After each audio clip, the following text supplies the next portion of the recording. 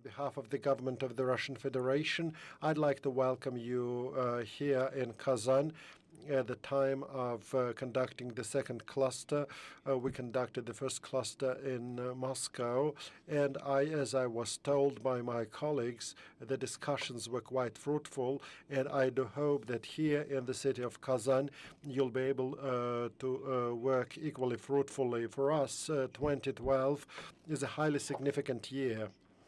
And now we are just finalizing our accession to the WTO, and now we're counting days practically. And at the directive of the Prime Minister Dmitry Medvedev, this Thursday at the meeting of the cabinet, the protocol of accession is going to be reviewed, and then we do hope that in close cooperation with the Parliament, prior to the 20th of July, we'll be able to get through the procedure of ratification, and then the appropriate law is going to be signed by the President of Russia. So everything that we were negotiating in December at the meeting of ministers, so we follow all the schedules. We have certain obligations to Russian entrepreneurs. We also have certain obligations to some Russian industries, such as automotive industry. And when we ratify the protocol, we have to pass a number of Russian internal laws so that we could use the mechanisms and norms of the WTO. We could give the opportunity to investors who invest in separate enterprises to continue the investment cycle without any substantial losses. But I can assure you that we're going to do everything in the framework of the agreements already reached in accordance with the rules and principles of the WTO.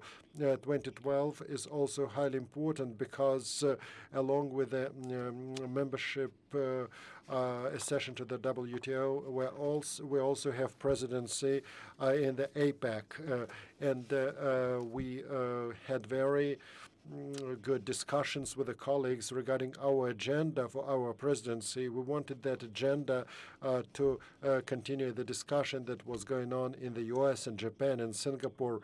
At the same time, we wanted to have some Russian context also, and when we discussed those issues in the course of our presidency, and notwithstanding the fact that Russia is just assessing the WTO, it was highly important for us to discuss the approaches to the further development of international trade system. Those difficulties that were mentioned by Mr. Lamy, we informed about them, and we understand the difficulties that the Russian Federation is encountering. We understand what's going on with the international trade system.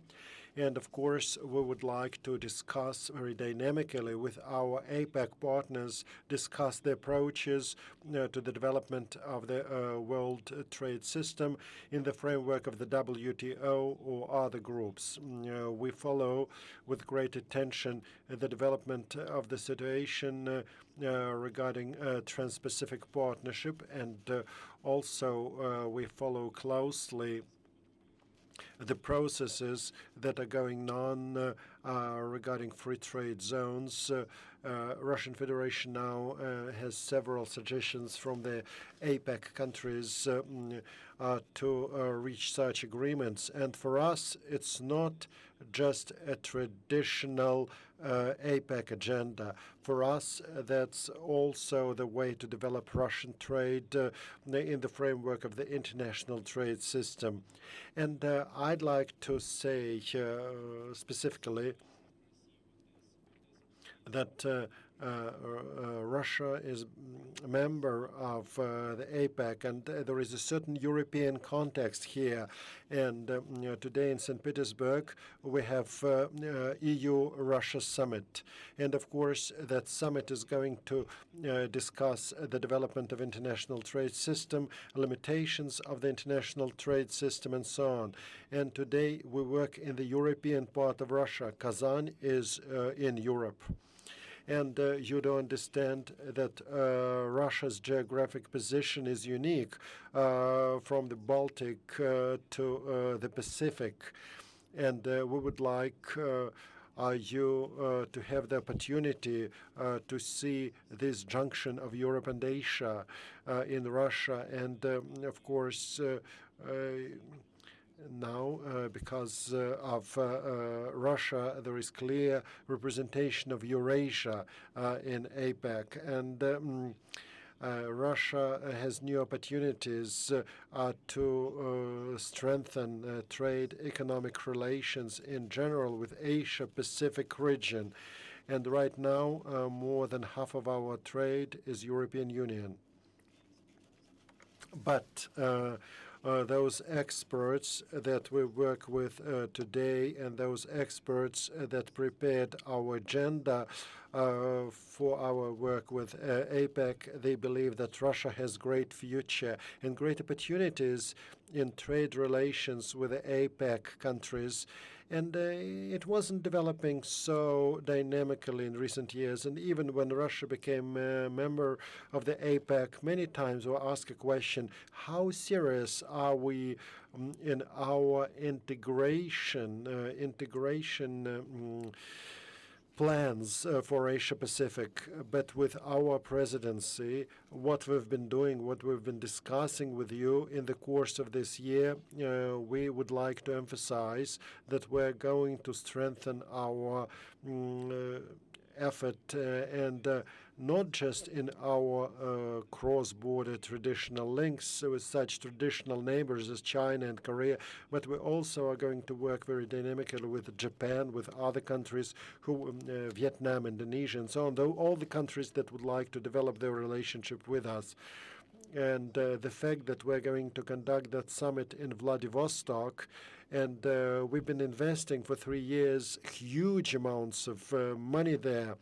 And in Ruski Island, we built new campus for Far Eastern University.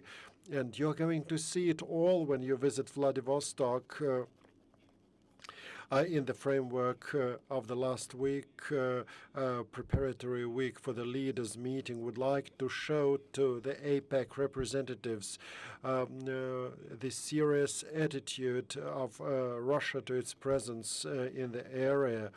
And what's been created in Vladivostok is the creation of the basis so that investment activities and economic activities of business operators could rely on some new bases in the Pacific.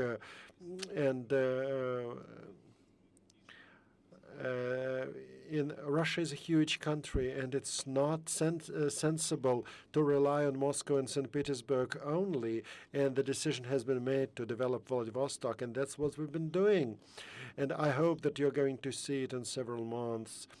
Also, regarding our accession to the WTO, and also having deeper, better level of relations with the APEC countries, and we try to work more in integration of post-Soviet space. Russian Federation initiated the new agreement for free trade zone for the CIS countries in October last year. The CIS countries signed a new modern agreement, free trade agreement. It hasn't been ratified yet by all the countries that wanted to participate, but we do hope that in the nearest future it's coming into legal force. And it's going to be the basis for trade economic relations in post-Soviet space.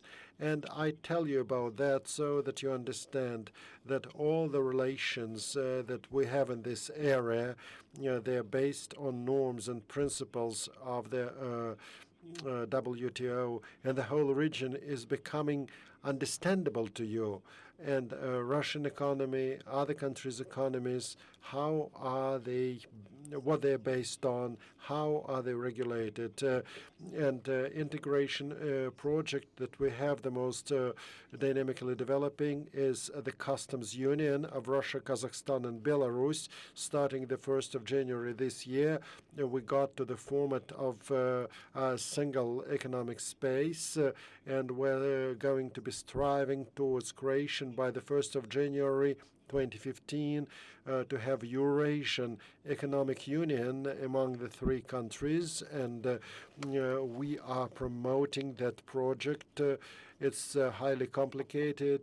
For 20 years, we've all been different countries, and we had to overcome lots of difficulties in order to get to the customs union. But I'd like to emphasize once again, all our integration work in the post-Soviet space, trade agreements, trade relations with the former Soviet republics, our relations with the European Union, and our discussions with the European Union of having a new basic agreement in no way is going to be an obstacle to our economic relations with the APEC countries. Actually, it contributes to such relations, and everything regarding political part of that. At the highest level, it was stated that in the future,